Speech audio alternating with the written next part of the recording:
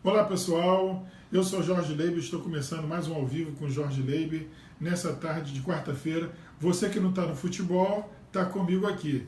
Gente, hoje o debate é sobre o tema Pode o cristão perder a sua salvação? E está aqui conosco para defender as suas posições o professor Luiz Roldan, que é teólogo, autor do livro Apostasia ao longo da história da igreja, e certamente ele vai defender as posições dele aqui nesse debate, que eu acho que vai ser muito interessante.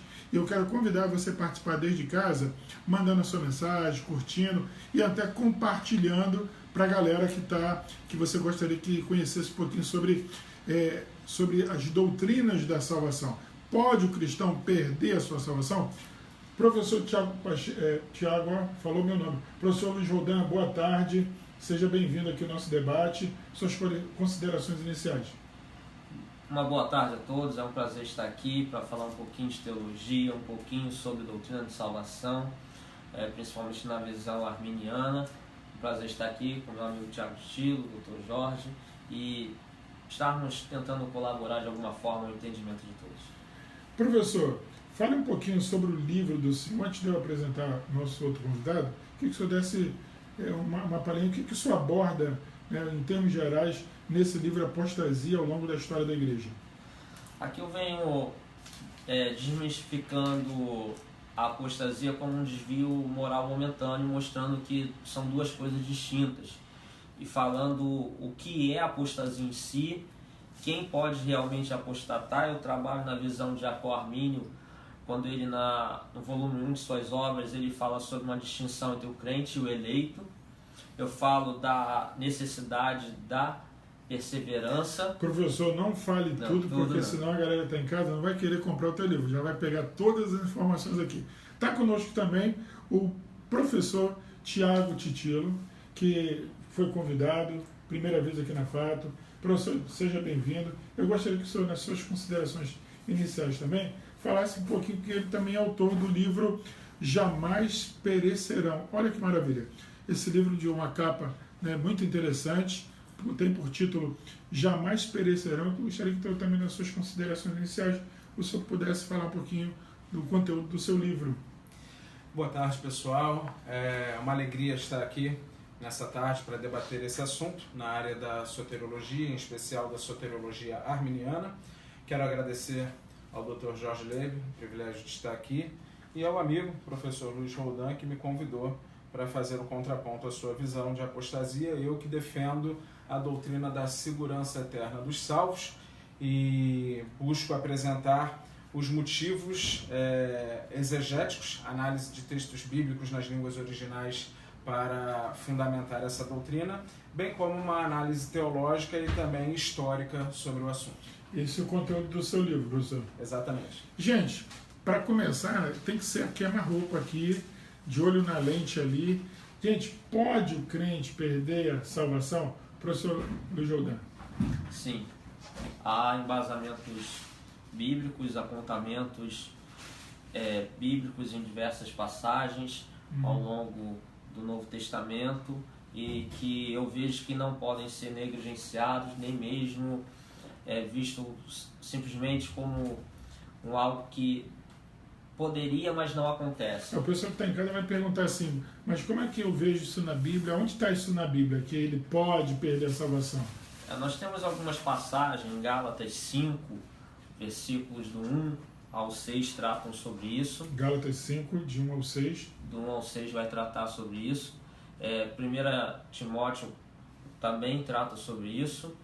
E também nós vamos ver algumas situações, como Hebreus 10, 38, também vem tratar sobre isso e outros mais. Mas, professor, deixa eu lhe perguntar uma coisa. Será que isso aí não é professor Tiago, textos isolados? Eu entendo que sim. Eu acho que o pessoal questiona muito, mas que queria ouvir a sua opinião.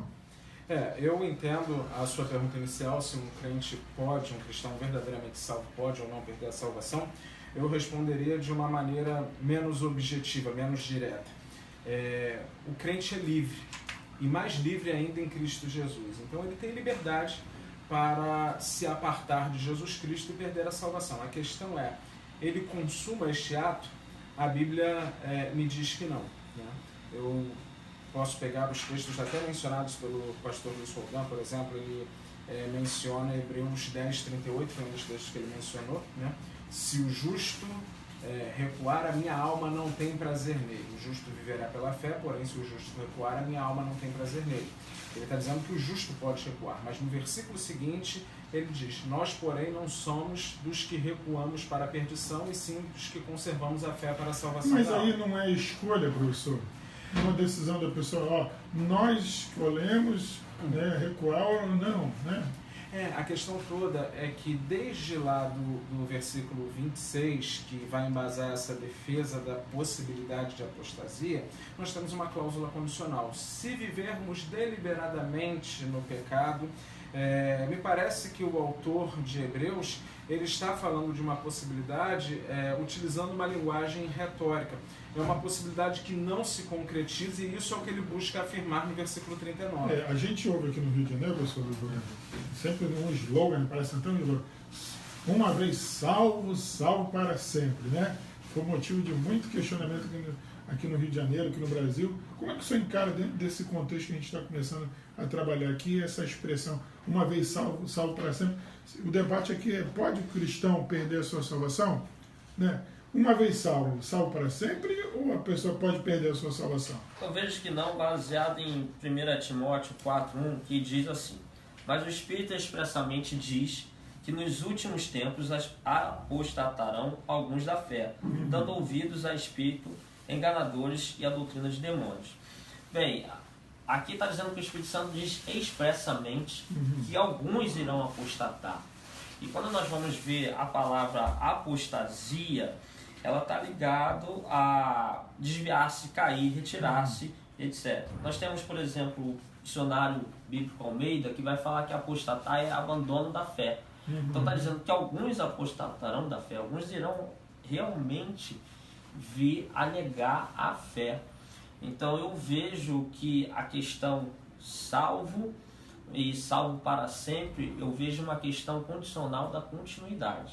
É porque, professor, eu quero assim, até o senhor Tiago possa pensar para a pessoa que está em casa, porque, por exemplo, a gente sempre cita aquele texto que é o Espírito Santo que nos convence, né, do pecado, da justiça e do juízo. Não entra nesse contexto de que é uma força maior, no caso o Espírito Santo, é que faz esse convencimento?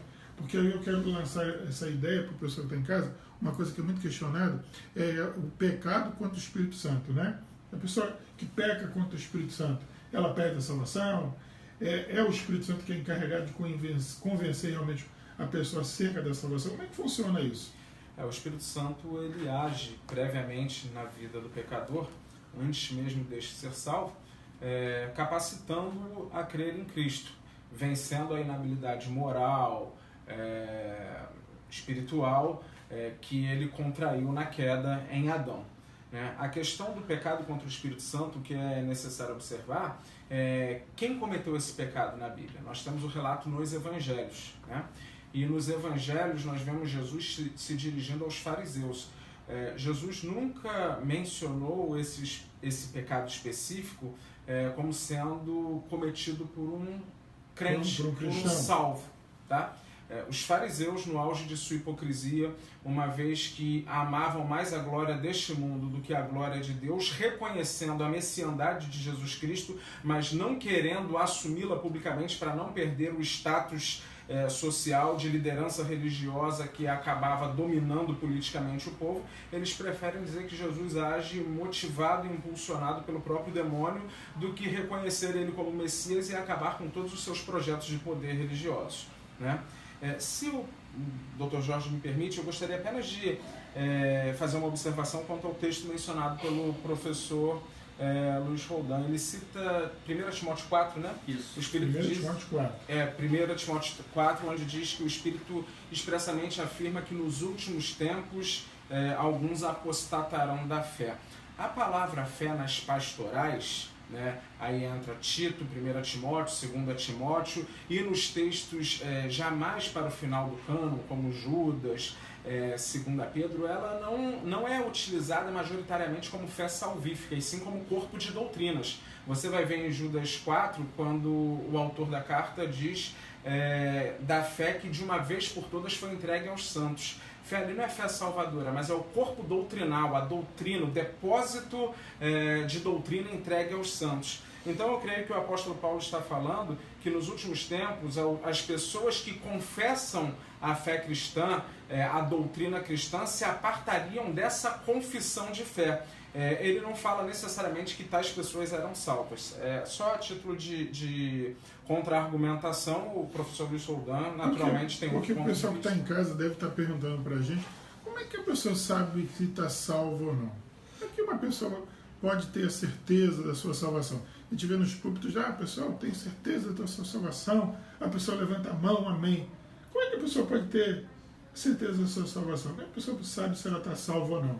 Alguém aqui já foi salvo? Eu sou salvo em Cristo Jesus. Então eu quero que vocês respondam para a galera que está em casa. Eu vejo que essa certeza de salvação e até a questão da apostasia, o Tio falou aqui bem a questão sobre a fé ser uma questão de estar, vamos dizer assim, embasado nas doutrinas cristãs. Isso. É muito interessante que quando Hebreus 10, ele tem um contexto histórico ali do momento. O contexto histórico do momento é o seguinte, os judeus não convertidos ao cristianismo estavam pressionando os judeus convertidos a saírem do cristianismo e voltarem para a prática do judaísmo. Então, tanto que no versículo 25 ele vai falar sobre não abandonar sua congregação e automaticamente não abandonar as práticas cristãs e se voltar para as práticas judaicas. Então ele vem falando no sentido do seguinte: há coisas que vão levar pessoas a abandonarem as práticas. Quando a gente vai falar sobre doutrina, que até o professor Tiago falou aqui muito bem sobre a questão de abandonar a doutrina, nós precisamos lembrar que a apostasia é um abandono da fé tirar aquela ideia que apostatar é um desvio moral momentâneo. E a apostasia seria você abandonar o cerne da fé cristã, que seria a messianidade de Jesus, sua divindade, negar a existência de Deus, negar a existência de Deus, negar a suficiência da obra de Jesus para a salvação, e que era o que acontecia muito. Então, professor, é isso nesse ponto que eu quero interromper o senhor, porque, por exemplo, nós temos visto nos últimos tempos aqui no Brasil muito falar sobre algumas teorias de autoajuda, alguns treinamentos de autoajuda, de coaching, etc. e tal, ferramentas nessa área, que quase que me parece que estão colocando em segundo plano essa questão da suficiência salvífica de Cristo. O que o senhor pode falar em cima disso aí? Eu vejo essa questão de uma teologia da prosperidade disfarçada, né? E também tem a questão das obras judaizantes, que é muito falado na Bíblia, quando Paulo ele diz: se aquele quiser praticar tais atos, já decaiu da graça e Cristo não lhe tem proveito algum. É porque parece assim, se você faz isso aqui, você está resolvido a sua vida, né, de felicidade, de tudo, você não precisa da outra parte. É mais ou menos a questão da lei. Se você segue a lei e cumpre a lei, você não precisa da graça. Né? Professor, o cristão, ele pode perder a sua salvação? Quando que a pessoa sabe que está salvo ou não? Então, a Bíblia diz que o Espírito Santo testifica com o nosso espírito que nós somos filhos de Deus. Paulo diz isso aos Romanos. Né? Você vê nos Evangelhos a palavra que diz que toda árvore que não der bom fruto, ela é cortada e lançada no fogo, e que nós devemos produzir frutos dignos de arrependimento. Mas esse fruto aí não é, vamos dizer assim, relacionado ao galardão, ao trabalho cristão, etc. e tal? Será que eu posso colocar isso como uma questão da salvação? Dizer assim, pô, eu não estou bem, eu pequei, eu vou ser cortado, vou ser lançado fora? Então, o que o texto diz é que é uma questão de salvação, porque ser lançado no fogo aí é o fogo escatológico do inferno mesmo. Isso. Então, a pessoa que não produz bom fruto é lançada fora. Aquela que produz bom fruto, ela dá evidência de que a sua salvação foi verdadeira. Então aí eu vou em umas doutrinas aí que eu faço bem, que eu dou esmola, sou um bom religioso, estou salvo. resolvido o meu problema. O fruto digno de arrependimento, ele não é necessariamente algo visível ao olho humano ou algo externo. Por isso, a necessidade do testemunho interno do Espírito, que testifica juntamente com o nosso Espírito que nós somos filhos de Deus. Agora, o indivíduo pode ter uma falsa certeza da salvação. O indivíduo pode ter uma certeza genuína de sua salvação. Gente, só cortando aqui, professor. Felipe, tem alguém aí? O Felipe está nos assistindo aqui. Felipe Elias, né? Felipe está nos auxiliando aqui, amigo do Sr. Luiz Rodado, Tiago Titilo. É isso. Quem está ao vivo aí conosco, quem está participando aí? Já tem alguém participando aí conosco? Por enquanto ninguém comentou não. Isso aí. Vamos lá, gente. Verifica aí se está ao vivo para todo mundo, público aí, que pode estar só no privado aí, aparecendo só para a gente aqui. Entendeu? Não é que está ao vivo, né? É que se é ao vivo, se você não controlar a privacidade ali, vai acontecer. Gente, eu fico pensando, professor, eu cortei o senhor, eu fico pensando o seguinte: eu sou pecador. Eu nasci em pecado. Aí quando eu peco, eu tenho um problema, eu sou uma pessoa normal. Mas toda vez que eu peco, então eu perco a minha salvação? Como é que é isso, professor Luiz Jordão? A apostasia, você só pode, na visão de quem vê a perda da salvação, mediante a apostasia, que não é um desvio moral. Você vai na igreja, o pregador vai lá e diz: você está em pecado, você vai para o inferno. Aí entra a questão do arrependimento. Você está em Cristo, você cometeu um pecado momentâneo, e a Bíblia vai dizer então que se você pedir perdão ao Senhor, Ele é fiel para nos perdoar. Então a certeza da salvação é em Cristo. Nenhuma condenação há para os que estão em Cristo. Efésios, que é uma carta eclesiológica, vai dizer que Ele nos elegeu nele para sermos santos e irrepreensíveis. Enquanto a gente estiver andando numa vida fora da prática do pecado, nós estamos andando em santidade. E andando em santidade, estamos testificando o Cristo vive em mim e eu estou em Cristo. Estamos vivendo agora como cristãos, como imitadores de Cristo. E não fazemos boas obras para ser salvos. Nós somos salvos e por isso fazemos boas obras. E enquanto nós estivermos como de acordo com o organismo do corpo, nós estaremos nessa caminhada da mesma opinião ao final da salvação até a coroa da glória. Eu entendo que o arrependimento ele é uma necessidade ao arrependimento e à fé inicial, né? Aliás, Jesus disse sim: perdoai 70 vezes 7. Exatamente. Né? Agora, a gente não entendendo bem a natureza da expiação, a gente percebe que na cruz do Calvário os nossos pecados todos foram perdoados, desde o primeiro até o último. Tá? Paulo vai dizer no versículo 13 de Colossenses 2 o seguinte: ele vos deu vida juntamente e vos deu vida juntamente com ele, perdoando todos os nossos delitos, não alguns dos nossos delitos.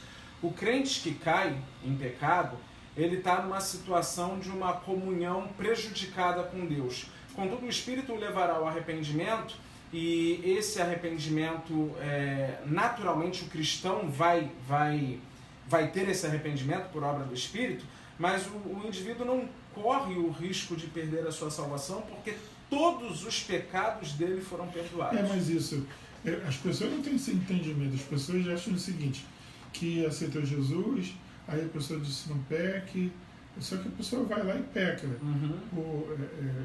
Por alguma dificuldade, por alguma fraqueza, a pessoa peca. Aí a pessoa chega na igreja, o pregador diz: olha, você está em pecado, você não vai para o céu, E aí, o arrependimento. E essa palavra que é lançada, como é que funciona na cabeça das pessoas? Porque parece assim, a pessoa que tem 10, 20 anos de crente, ela já esteve no inferno várias vezes, né? Porque, né?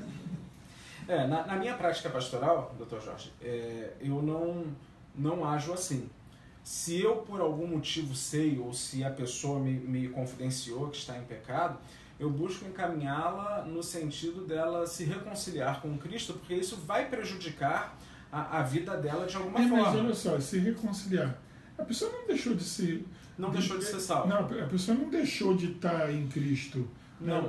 A gente fala de reconciliar. A pessoa não está brigada com Cristo. Ela cometeu um pecado e ela deve estar numa fraqueza, mas ela está em Cristo. Sim, entendeu? Mas ela está em Cristo como um órgão débil dentro do organismo. Sim, mas por acaso, por ela ter uma fraqueza, ela não tem a salvação? Como eu disse, eu entendo que ela não perde a salvação. Todos os pecados dela foram perdoados, cabalmente perdoados. Sabe por que eu estou falando isso? Sim. Porque a gente já ouviu que não existe pecadão nem pecadinho, né? Que pecado é pecado. E aí, a pessoa que cometeu um pecado dito grande, né? E a pessoa que comete um deslize pequenininho, alguma coisa, pega o troco ali das compras que não era, etc e tal, é pecado. Aí esse pecado é tolerado porque é pequenininho e o outro grande, né, o escrachado porque, né, é mais escandaloso, né? Doutor Jorge, assim, se o Roldão me permite, eu entendo que é uma falácia evangélica essa ideia de que não existe pecadinho nem pecadão. A Bíblia é muito clara que há gradação de pecados. Quando Jesus Cristo profere a palavra de condenação... Inclusive a intriga entre irmãos são bem abominável. Mas existe pecado que é imperdoável. Mas todo crime, seja grave ou menos grave, é crime. É crime. Pecado, seja grave ou menos grave, é pecado. Então, mas existem muitos mais graves. Se a gente vai na teoria que perde ou não perde, a pessoa, toda vez que peca, ela perde a salvação. Mas há o entendimento que quando a pessoa peca, ela não perde a salvação. Como seria isso? Não, eu tenho uma visão aqui de acordo com a Bíblia que ela não vai perder a salvação porque ela pecou. Vamos lá, o sujeito... Até porque todo dia a gente peca. O sujeito, ele tá lá no trânsito, o outro deu uma fechada nele, ele na hora com raiva xingou o que lhe deu a fechada. Não, ele perdeu a salvação de modo algum. Olha o que 1 João, capítulo 1, versículo 6, 7 e o 9 vão nos dizer. Se dissermos que temos comunhão com ele e andamos nas trevas, mentimos e não praticamos a luz. Mas se andarmos na luz, como ele na luz está, temos comunhão com os outros, e o sangue de Jesus nos purifica de todo pecado. Então, andar fala de uma prática de vida. Aquele que vem caminhando na sua vida numa prática pecaminosa, sem se arrepender, sem mudar, sem mudar os seus maus caminhos, ele está em trevas e acaba que a sua comunhão com Deus não existe ou foi rompida. Mas aquele que anda na luz, segundo Cristo, segundo a palavra de Deus, ele está na luz juntamente com Cristo. O 9 vai dizer o seguinte: se confessarmos os nossos pecados, ele é fiel e justo para perdoar os pecados e nos purificar de toda injustiça. Sendo assim, esse sujeito que lá xingou o outro no trânsito, mas ele não tem essa prática, e ele se arrependeu, pediu perdão ao Senhor, essa comunhão é restabelecida. Agora, eu vejo que se ele viver numa prática de pecado, a gente vai botar aí o ladrão, o adúltero e qualquer outro pecado que o sujeito venha numa recorrência e não se arrependa, logicamente eu vejo que se ele morrer nessa prática sem arrependimento, ele está sem comunhão com Cristo, longe dele, inclusive na eternidade. Olha só, a gente sabe que tem algumas correntes teológicas que trabalham em soteriologia no sentido do seguinte: não importa o que a pessoa faça ou o tamanho do pecado, ela não perde a salvação. Porque em algum momento a pessoa vai voltar para a igreja, ou mesmo a pessoa saia da igreja, ou saia da chamada comunhão, né? A pessoa não perde a sua salvação. Mesmo a pessoa tendo prática pecaminosa, porque, olha o que eu falei anteriormente, uma vez salvo para sempre. Entendeu? Na ideia de vocês, existe um pouquinho disso também, né? De que não se perde a salvação. Não, eu creio que a pessoa pode perder se ela negar pontos básicos da fé cristã. Por exemplo, o sujeito, né? Ele um dia pregaram para ele realmente creu, e aí ele teve a sua caminhada cristã, viveu tudo aquilo, viveu as promessas da vida vindoura com Cristo, viveu o Espírito Santo dentro dele, e um dia, por algum motivo, seja porque virou ateu ou parou de negar a suficiência da salvação em Cristo, da obra salvífica de Cristo, ou então negou que Jesus é Deus, enfim, ele negou algo, é como se ele falasse o seguinte: tudo isso que eu vivi até agora foi uma mentira. Então, nesse momento que ele negar esses pontos bases, aí eu vejo isso como apostasia. Porque, olha só, o que para mim é pecado pode não ser para você, né? O que talvez condene, você não se condene com determinada prática, né? Então, tipo assim, dizer que o pecado é subjetivo no entendimento de cada pessoa. A Bíblia dá alguma luz para a gente nesse sentido, para a gente poder entender, ou para a pessoa de casa ter assim um parâmetro, o que é pecado? Porque eu brigo com o cara do trânsito, não é pecado. Eu estou me aborrecendo com ele, eu estou mirando com ele, né? Jesus diz assim: irá, mas não pecar.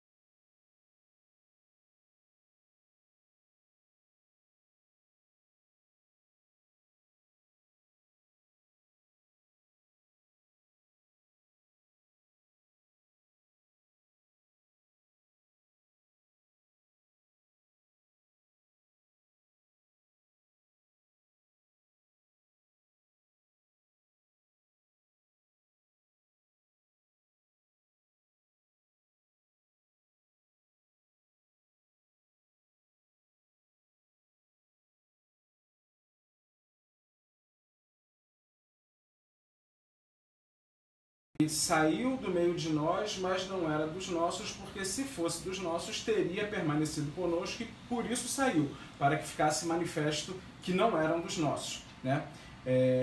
E como o Roldan... mas aí o senhor, nessa afirmação do senhor, só faz a gente pensar em predestinação. Também está relacionado. Se era dos nossos, como é que eu vou saber se era dos nossos se eu não pensar em predestinação? Quer dizer, alguma coisa de antemão determinou que fosse dessa maneira que a pessoa pensasse, né? Essa é uma linguagem joanina, né? Porque, é uma linguagem porque a Bíblia diz assim que o Espírito Santo opera o querer e o efetuar. Será que não há uma manipulação de Deus no nosso querer para chegarmos nesse ponto que o senhor tocou aí? Eu entendo que não. Eu acho que quando o indivíduo sai do meio de nós, ele sai livremente. Ele não era dos nossos, ele sempre esteve ali camuflado, né? O texto específico de João, no contexto original, está falando dos falsos mestres gnósticos que estavam nas comunidades da Ásia, ali, principalmente de Éfeso, onde João exerceu seu ministério apostólico, né? Agora, quando diz que eles saíram do meio de nós, mas não eram dos nossos, João está dizendo o seguinte: os mestres gnósticos, ainda quando não propagavam essa doutrina, eles nunca foram verdadeiramente cristãos. Se eles fossem, eles teriam permanecido fiéis à doutrina. A saída deles é prova de que eles não tinham um coração regenerado. Logicamente, vamos dizer assim, no original ali, você pega a contextualização, tudo direitinho. Só que quando traz para os dias de hoje, quando a gente se emprega isso em relação à igreja, os cristãos, a gente tem muito uma ideia, ou se ensina muito, de o seguinte: não, porque a pessoa está eleita. Uns nascem para a salvação, outros nascem para a perdição, né? Quer dizer, uns nascem para serem salvos, outros nascem para serem condenados, né? Aonde vocês, vamos dizer assim, aonde tem um divisor de águas nessa questão de um nasce para a perdição, outro nasce para a salvação? O que tem a ver isso com o fato da pessoa pecar ou deixar de pecar para poder ter essa salvação? Pedro, ele fala sobre eleito segundo a presciência de Deus. Olá. Em Romanos, capítulo 8, está dizendo que aquele que Deus predestinou, antes ele conheceu. Então Deus, ele sendo atemporal, ele vai conhecer aquele que iria crer, o que não iria crer, como também a questão de quem iria perseverar. Jacob Arminio, ele faz uma distinção sobre o crente e o eleito. O crente é aquele que realmente creu. Deus anteviu que essa pessoa iria crer, mas ela não iria perseverar até o fim, porque em algum momento da vida ela ia apostatar por algum motivo. E o eleito, aquele que ele elegeu, é aquele que ele anteviu que não só ia crer, mas ia perseverar até o fim. Nós temos algumas passagens que vão colaborar com essa visão. Mateus 24, se não me engano, versículo 13, quando Jesus fala: aquele que perseverar até o fim será salvo. João 8,31, Jesus está falando o seguinte, o texto diz: aos judeus que haviam crido. Então eles haviam crido realmente. Jesus diz: se vocês permanecerem na minha palavra, então verdadeiramente serão meus discípulos. Então há uma necessidade de uma perseverança. E como também já falado aqui o Hebreus 10, que fala sobre se a pessoa, o justo, está falando justo, a pessoa só é justa se ele for justificado, porque em Romanos 3 diz que não há um justo sequer, Romanos 5 diz que somos justificados por Cristo mediante a fé nele. Então o justo, se ele recuar, a alma do Senhor já não tem prazer nele. Por quê? Porque a Bíblia não diz assim, todos que tu me deste, né?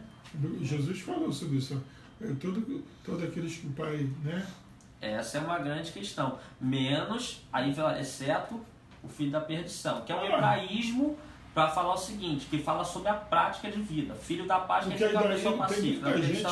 Tem muita gente na igreja que crê em destino, né? Então, o meu destino é a perdição. A Bíblia diz que o Senhor não lançará fora nenhum que o Pai lhe deu.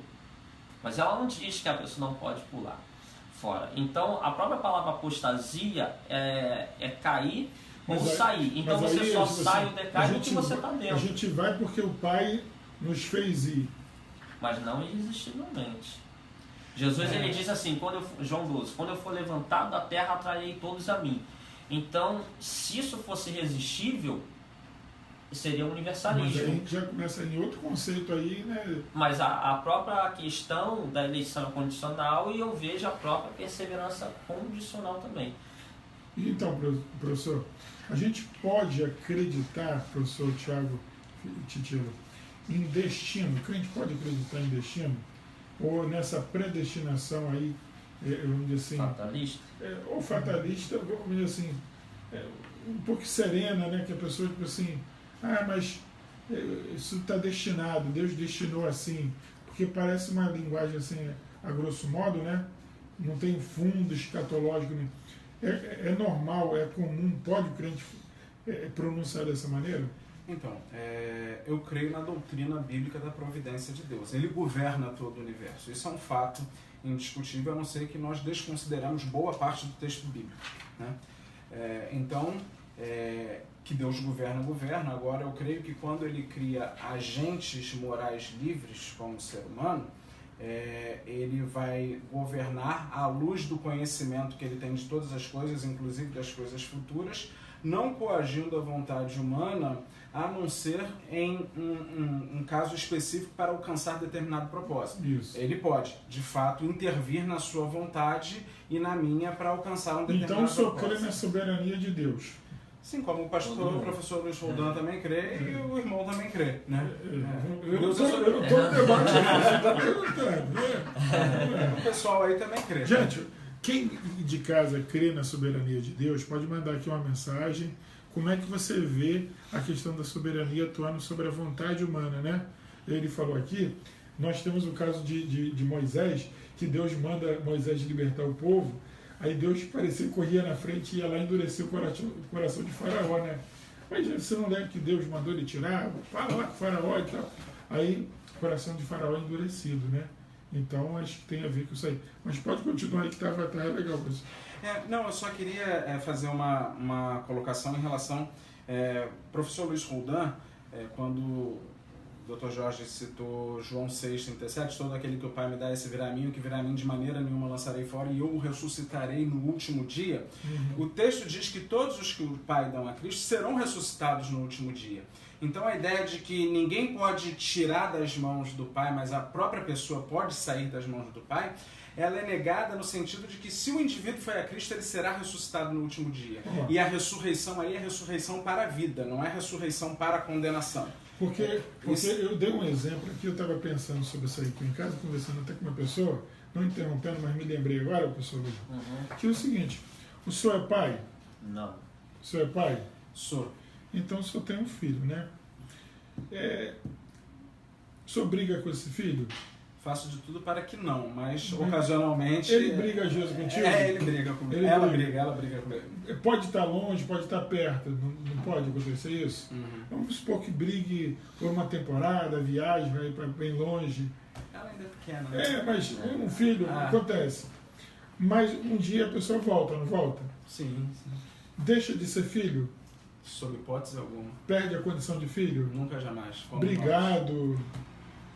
Mesmo que não tiver sangue ali, que o DNA não bater, se não for o pai, se você criou, disse, não, eu criei. Sim, é verdade. Tem um ditado que diz... Porque nessa questão da doutrina da salvação, eu vejo um pouco sobre isso assim.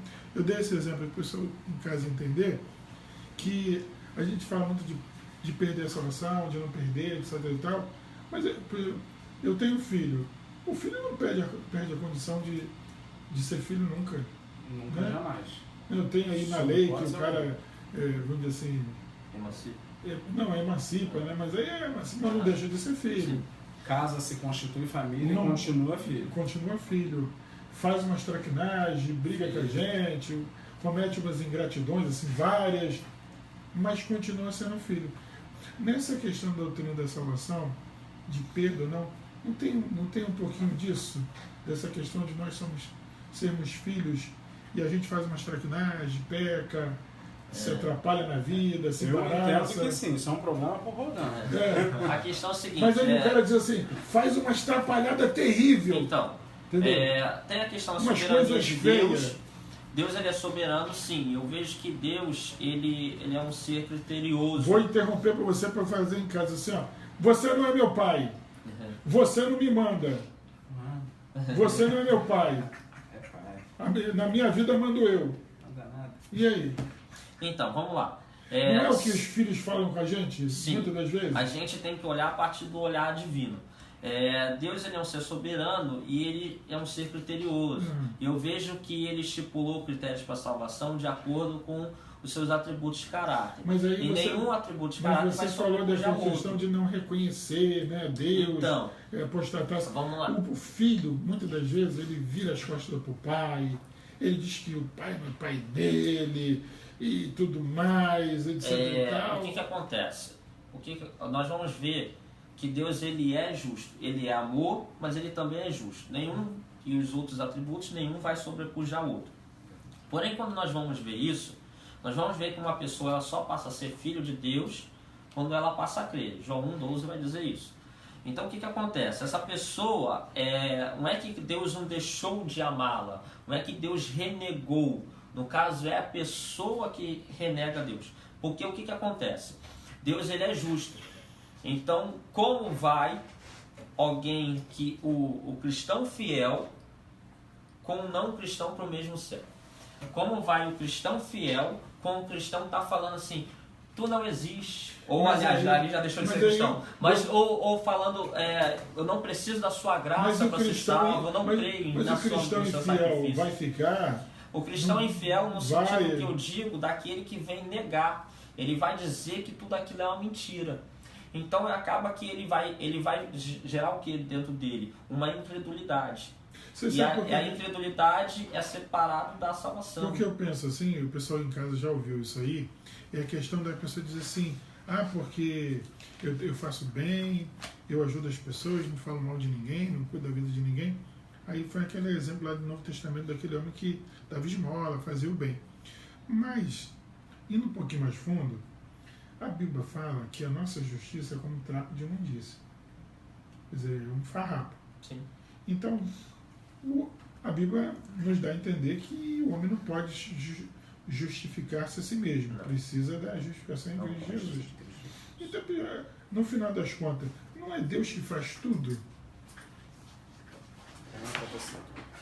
Vamos os dois. Vamos lá. A justiça do homem comparada à justiça de Deus, ela é trapo de imundícia.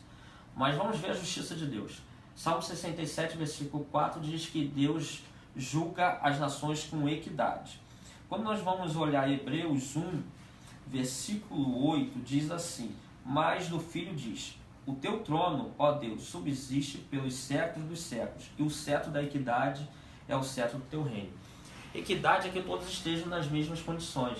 Por isso nós cremos que Jesus morreu por todos e a todos está oferecida a graça de Deus e todos, pela ação prévia da graça, podem crer ou não crer.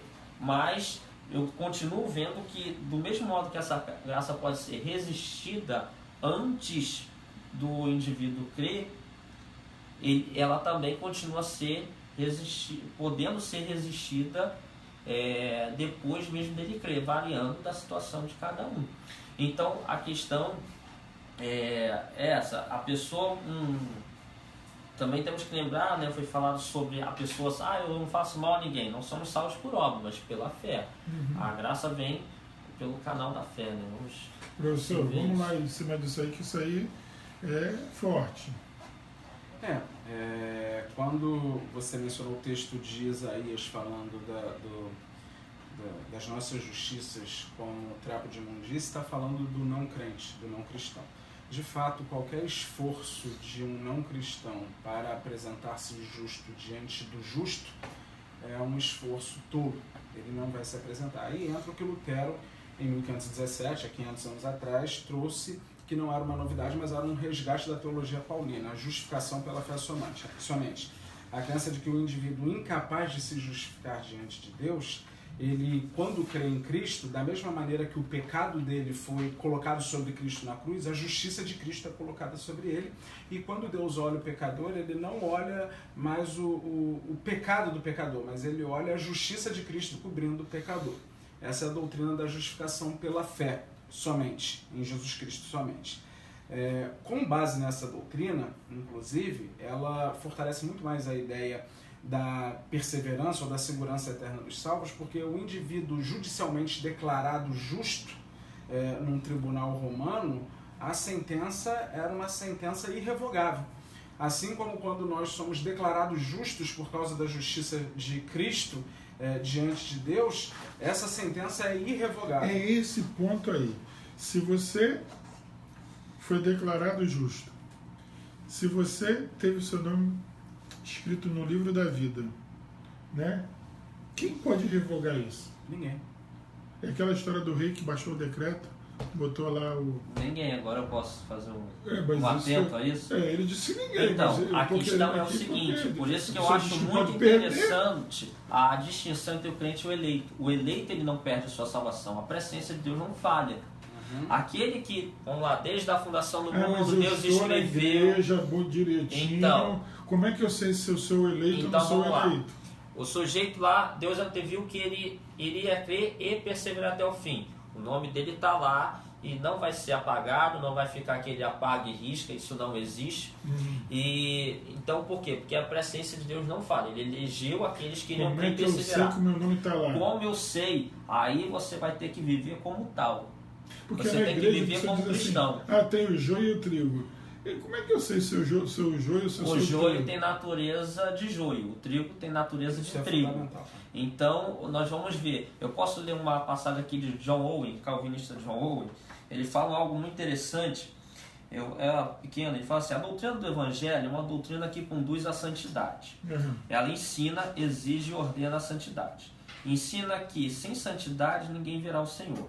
A santidade exigida pelo Evangelho é uma obediência de espécie de natureza bem diferente da obediência exigida por qualquer outra doutrina ou ensino. A obediência santa que o Evangelho requer surge da gratidão pela salvação recebida e não é aquela obediência servil que surge de buscar mérito.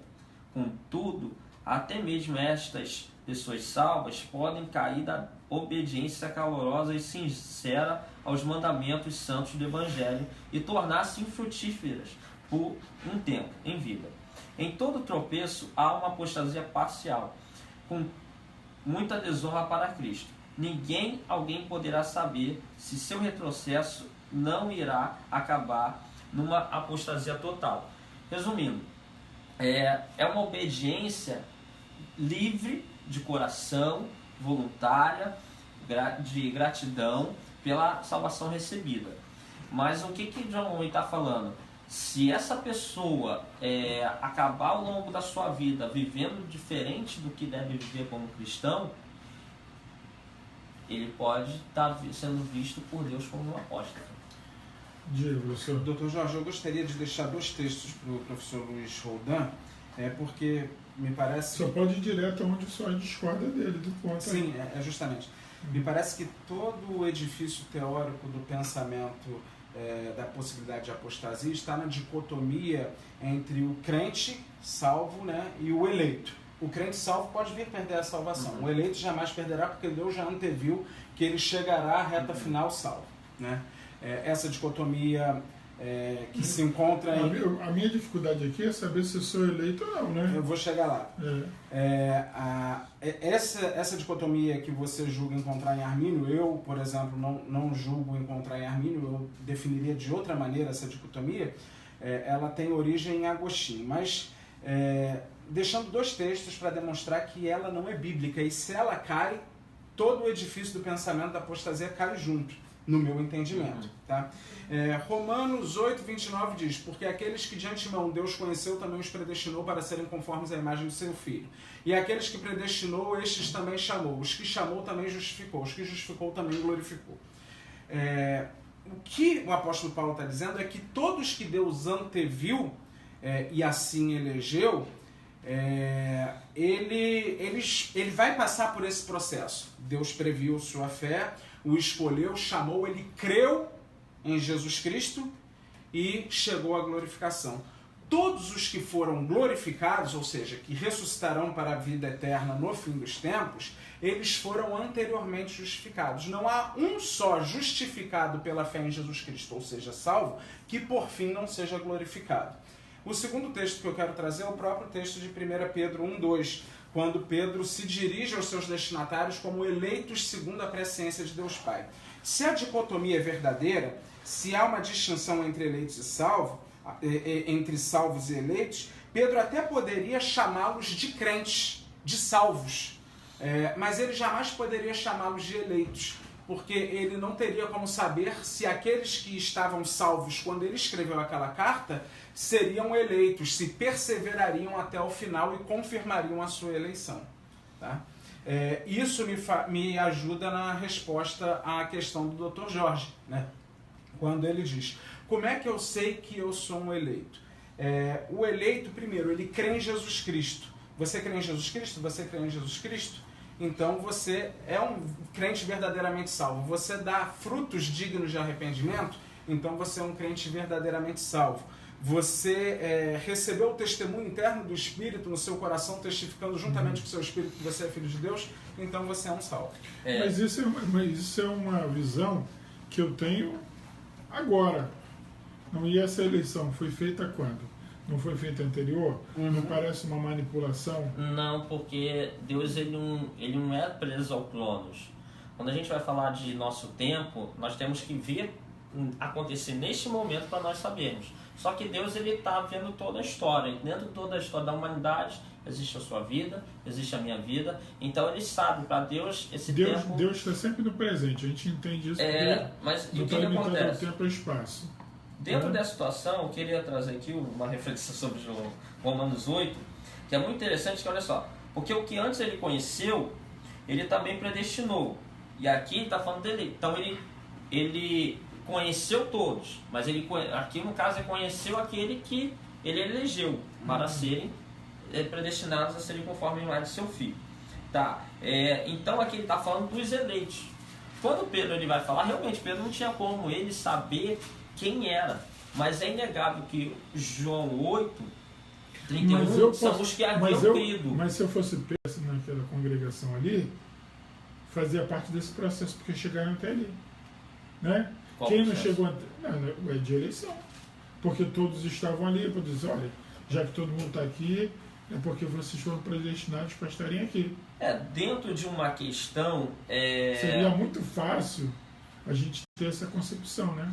Olha só, a gente vai ver o próprio Pedro falando na segunda epístola, capítulo 2, versículo 1, quando ele vai falar que entre o povo haveria falsos profetas, no caso haverá, né? Ele está falando haverá em si. Qual texto?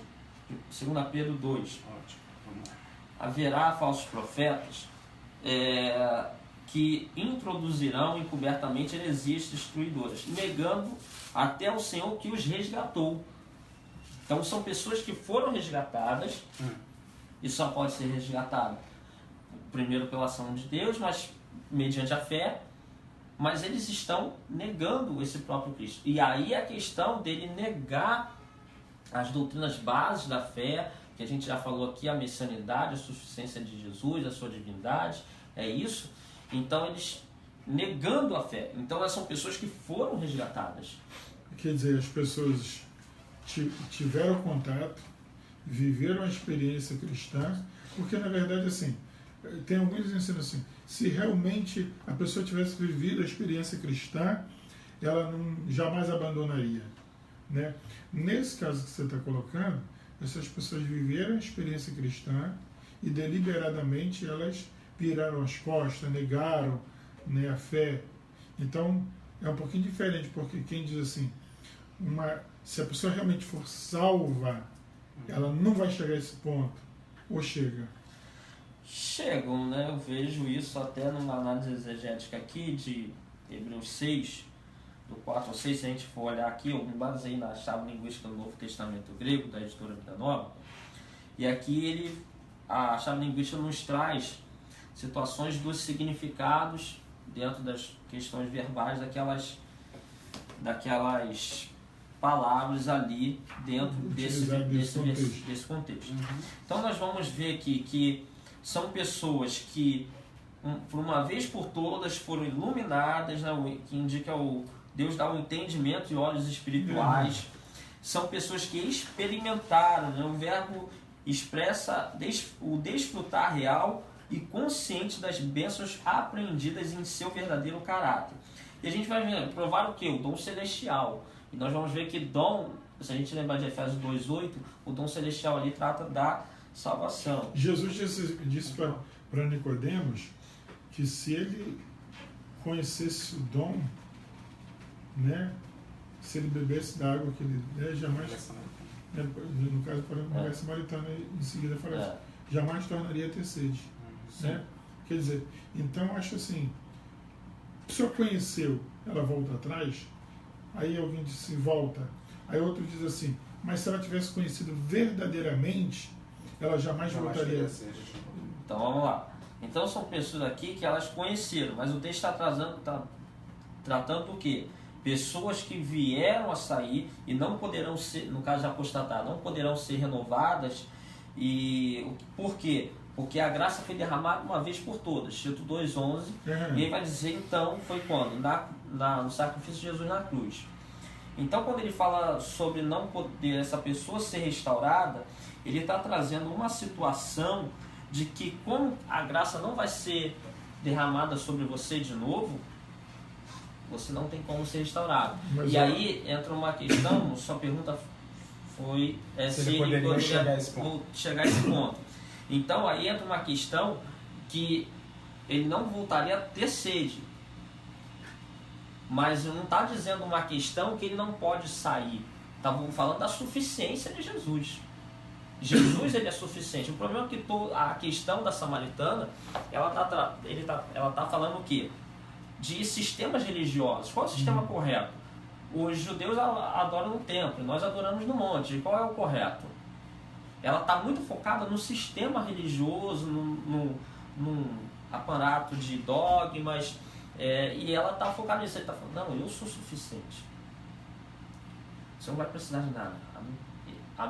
Beber da minha água uma vez te basta. Porque está dizendo, tá dizendo o seguinte, somente eu. E a gente vai pegar o quê? Hebreus, quando diz que o sacrifício de Jesus, ele foi eterno e de uma vez por todas, não precisando ser repetido como na velha aliança. Ele falou lá atrás, o professor Tiago falou lá atrás, sobre a questão de uma vez assinado no livro, uma vez sacramentada a salvação, ela não precisa ser renovada. Não precisa. Ou vai perder para poder escrever novamente, que a gente vai não é por isso que o apóstolo ele não vai poder ser restaurado. A pessoa volta para Jesus na igreja, né?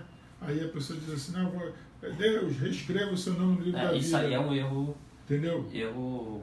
Esse nome comum, deixou de estar lá? Não, é essa pessoa que a gente fala que você quer renovar sua aliança com Deus, né, vamos assim dizer, a gente vai entender que essa pessoa foi aquela que se desviou momentaneamente numa questão moral cristã.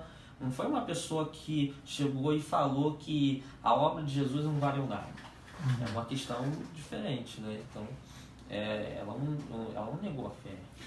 Até porque a gente tem muita pessoa chamada desviada que ela, se perguntar, ela crê, ela só está fora, né, dos O professor parâmetros. queria falar aqui, tá? Mas eu queria, antes de casa, que a professora Kézia está nos chamando ali, tá? Tem uma galera nos assistindo aí. Quero mandar um abraço para a professora Maria Inês, professor Tiago Pacheco, professor Sérgio Nogueira e família, professor Geraldo Dias, lá de João Molevade, Minas Gerais. Enfim, pode mandar um abraço aí, que é sessão Maguila nesse momento. Pode mandar um abraço aí para a galera que está assistindo vocês aí. Um abraço aí para todos que estão nos assistindo.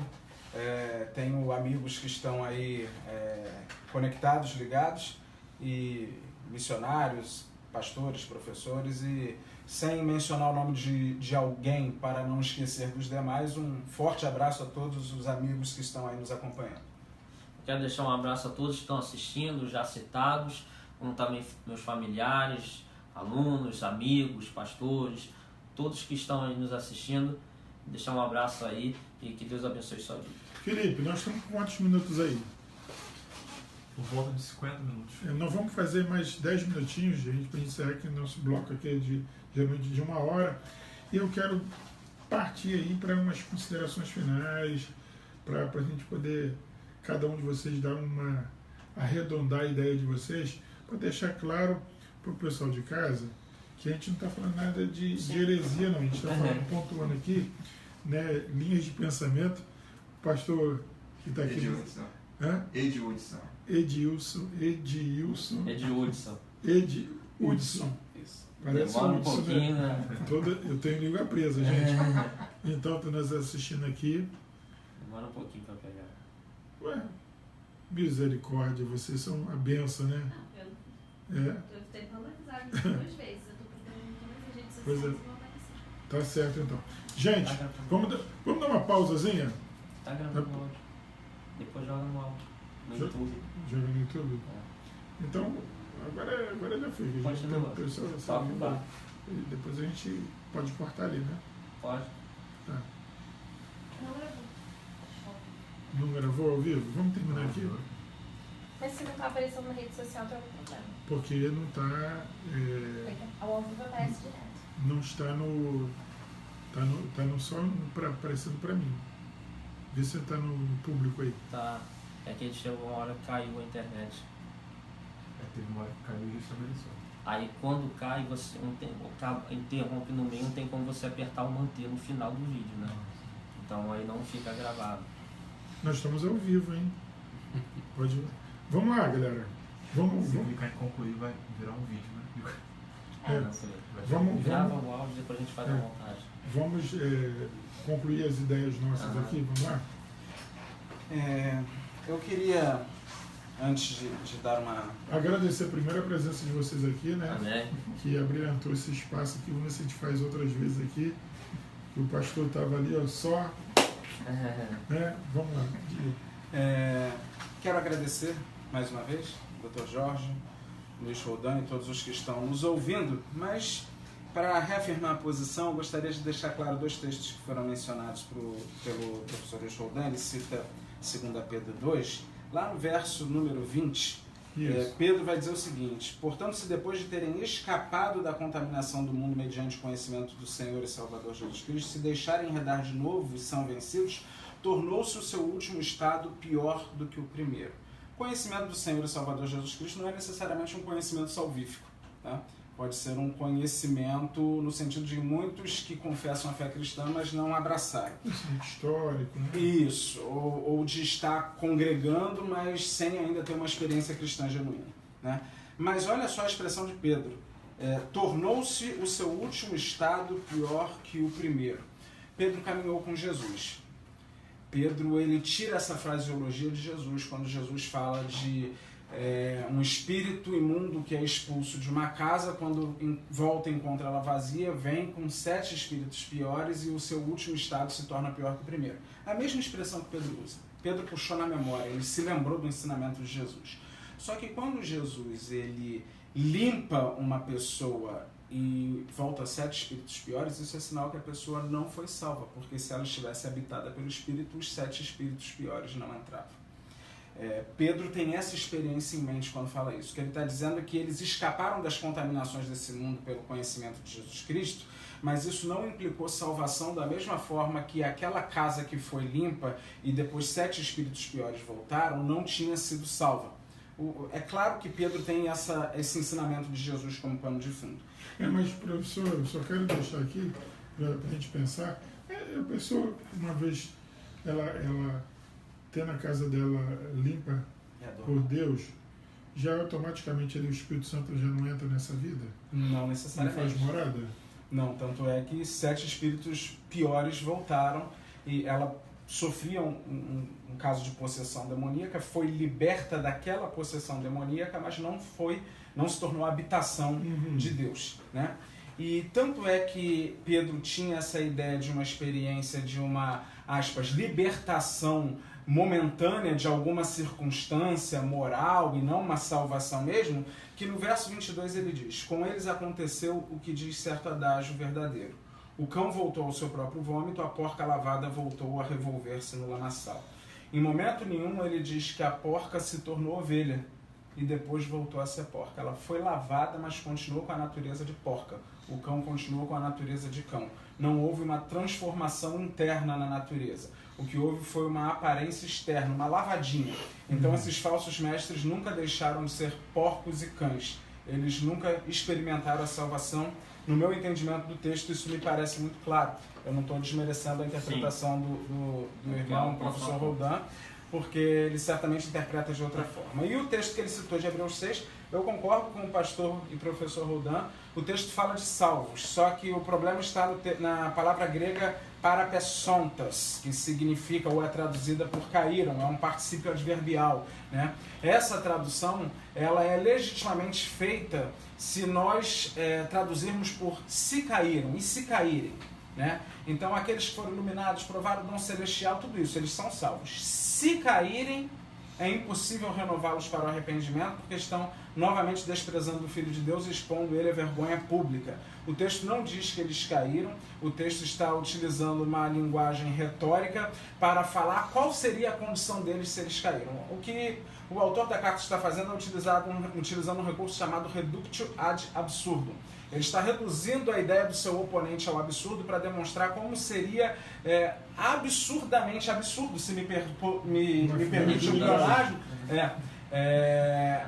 a ideia de ser justificado pela lei, como os judaizantes queriam. Se eles seguissem esse caminho, naturalmente eles estariam invalidando a obra de Cristo. Mas tanto é que é uma situação hipotética que no verso 9 ele diz: vós, porém, quanto a vós outros, esperamos coisas melhores relativas à salvação. Vocês não caíram.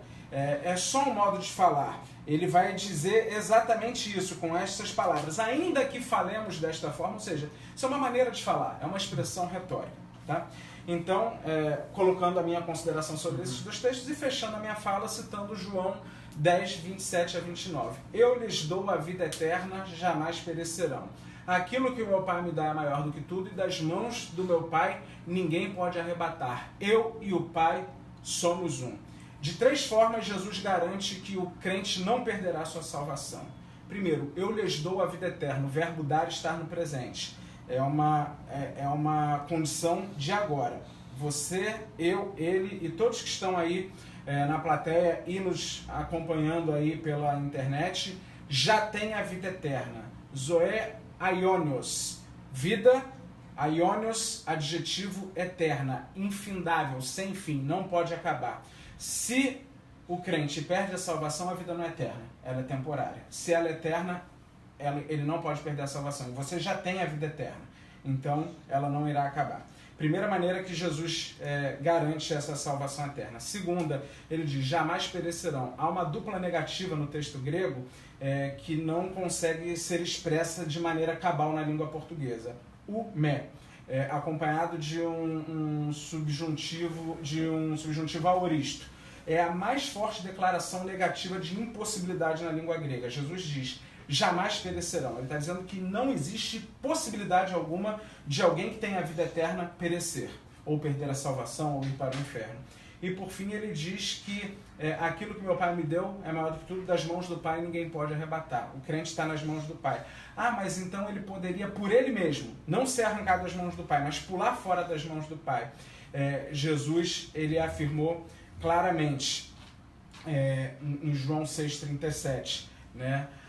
Quando ele diz que todo que o Pai me dá virá a mim, e o que vem a mim de nenhuma maneira lançarei fora, né?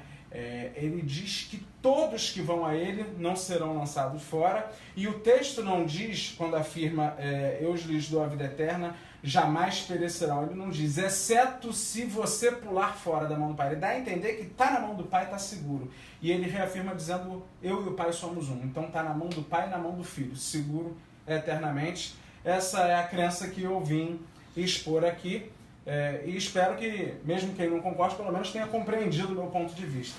Mais uma vez, muito obrigado. Vamos lá, professor. As considerações finais, né, vão ser em cima da questão também de 2 Pedro, quando vai falar que essas pessoas, esses falsos profetas, falsos mestres, não foram em si convertidos. Porque o que acontece? Está dizendo que eles conheceram. Aí o nosso professor de tio aqui, nosso amigo, ele falou que são pessoas que tiveram conhecimento superficial e não um conhecimento de salvação. E interessante que em João 1, quando fala da manifestação de Deus, sobre a encarnação de Cristo, o versículo 4 diz, nele estava a vida, e a vida era a luz dos homens. Beleza. Essa palavra luz, segundo a chave linguística do Novo Testamento grego, essa palavra luz é aquilo que capacita o homem a reconhecer a manifestação de Deus, dentro do contexto e sabendo que a maior manifestação de Deus é para a salvação. Nós vamos ver que essa luz vem sobre todos, até porque o versículo 9 de João 1 vai nos garantir isso. Então, essa pessoa, ela pôde reconhecer a manifestação de Deus, no caso, a salvação em Cristo. O fato dela se render ou não a essa graça é outra questão, mas ela pôde reconhecer. E se essa pessoa se render, ela passa a ser resgatada. Por que vai ser resgatada? Cristo nos tirar do reino das trevas e nos trazer para o seu reino de luz. Então isso é um resgate. Essa pessoa que não foi tirada de lá e posta aqui, ela não foi resgatada. Então essa pessoa é realmente tirada e trazida para o reino de luz. Então eu vejo pessoas sim que foram resgatadas, mas no momento da vida ela vem a negar isso. Sobre essas questões eu vejo também, eu marquei aqui no meu livro, eu trabalho sobre impulsionadores da apostasia, e eu vejo um dos principais impulsionadores ensinamentos errados, distorcidos da palavra de Deus. Quando em Mateus 7 vai falar sobre entrar pela porta estreita e a porta larga, e fala do caminho largo, o caminho estreito, e nós vamos entender que caminho e porta são duas coisas ligadas, mas uma está ligada à outra, mas não são exatamente a mesma coisa, porque a analogia vai mostrar o seguinte: se o senhor tem que pegar um caminho para entrar na porta do outro prédio, caminho é uma coisa, porta é outra. Dentro disso, ele vai falar logo em seguida sobre o caminho que leva à perdição. Ele vai falar sobre os falsos profetas e que agem como lobos, porque querem devorar as ovelhas. O que acontece? Dentro dessa situação, esses falsos ensinos levam pessoas, como até em 2 Pedro, do capítulo 2, versículo 3, se não me engano, ou 2, vai falar sobre essas pessoas irem atrás desses falsos ensinos. Então eu vejo esses falsos ensinos como impulsionadores, ou seja, podem arrastar, podem convencer pessoas, que aí entra aquela fala lá no início de 1 Timóteo 4:1, que muitos apostatarão dando ouvidos a ensino de demônios. E aí, ao longo disso, eu vejo, como eu fiz aqui no livro, vários tipos de ensinamentos ao longo dos séculos, na história da igreja, de ensinos que podem sim influenciar pessoas a apostatarem. Então, assim, como eu vejo um embasamento para a questão do crente poder perder sua salvação, e se ele se mantiver em Cristo, ele realmente é um eleito. E o eleito, ele não perde a salvação, porque a presciência de Deus não falha. Então, mesma coisa eu falo, ninguém é obrigado a concordar com a minha visão e visão de outros autores, como também não com a visão do Thiago Titilo, e que cada um possa, dentro de tudo que foi analisado aqui, ver o que ele concorda na sua maioria de argumentos, que ele se sinta mais à vontade a seguir, e que a gente possa ter, de alguma forma, né, ter ajudado, contribuído ao entendimento de cada um nesse bate-papo aqui amistoso, e em prol do crescimento intelectual de quem a gente puder ajudar. Gente, eu conversei aqui com o professor Luiz Roldan, especialista em teologia arminiana, com o professor Thiago Titilo, que também é pastor, autor do livro Jamais Perecerão. Achei importante aqui as colocações, deu para a gente poder balizar, entender um pouquinho mais sobre esses temas relacionados à salvação, que são tão importantes. São difíceis, né? Às vezes até um pouquinho complicados para o leigo, mas deu para a gente, numa linguagem um pouquinho mais fácil, para a gente poder entender aqui e pelo menos não ficar boiando quando alguém ficar falando para a gente sobre teologia arminiana, predestinação, uma vez salvo, salvo para sempre, para você ter uma ideia. Porque de alguma maneira, nas pregações, nos estudos bíblicos das nossas igrejas, esses temas são colocados e às vezes a gente não compreendia muito bem. Hoje, o professor Luiz Roldan e o professor Thiago Titilo deu uma ideia, nos situou, nos fez entender um pouquinho mais, mas eu sei que o tema é bem mais amplo, bem mais vasto, e talvez tenha aí conteúdo para outro debate, outro encontro, né, desses feras aqui, professor Luiz Roldan e professor Thiago Titilo. Muito obrigado, galera. O pessoal está em casa, um grande abraço, que Deus possa abençoar vocês, e dizer que nós aqui da Fato estamos aqui à disposição de cada um de vocês. Que Deus abençoe ricamente. Um grande abraço.